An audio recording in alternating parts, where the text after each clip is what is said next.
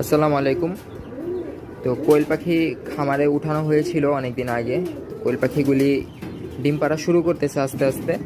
3-4টা করে ডিম পারে। মোট 50টা কোয়েল পাখি আনছিলাম। এর ভিতরে মেবি উপরের খাঁচায় 45 বা 46টা আছে।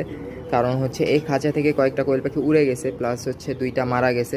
তো এরকম করে মেবি এখন 35 থেকে 46টা আছে। আর এই যে খাঁচাটা দেখতে পারতেছেন, 2 তলা একটা খাঁচা আমি নিজে বানাইছি, কাঠের খাঁচা। উপরের তাকে হচ্ছে সব কেনা কোয়েল পাখিগুলি, আর নিচের তাকেরগুলি হচ্ছে আমার বাসায় ফোটা ইনকিউবেটরে যে বাচ্চাগুলি ফুটছিল সে বাচ্চাগুলি। আমি একটু কাছ থেকে যদি দেখাই আপনাদের,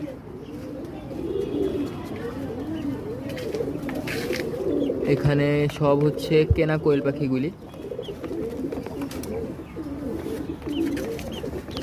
এগুলি সব ডিম পাড়ার বয়স হয়ে গেছে,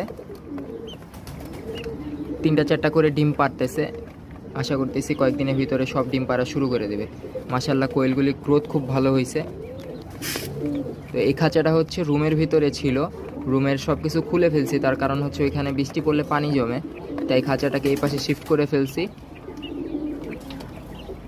এই কোয়েল পাখির একটু ইনজুরি হয়ে গেছে, এটা মেবি কোনো জায়গায় খোঁচা টোচা লাগছে। এত পরিমাণ গরম পড়ছে, সবগুলি হাঁপাইতেছে। আর নিচে এগুলি হচ্ছে আমার বাসায় ইনকিউবেটরে ফোটা বাচ্চা।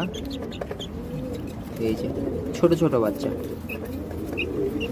এগুলির এখনও তেমন বয়স হয় নাই, 27 থেকে 28 দিন বয়স হয়েছে। যেহেতু এগুলি রুমের ভিতরে রাখছিলাম, তাই গ্রোথটা ঠিক মতন হইতে পারে নাই। তো তাড়াতাড়ি করে ওদেরকেও এই খাঁচার ভিতরে শিফট করে দিছি।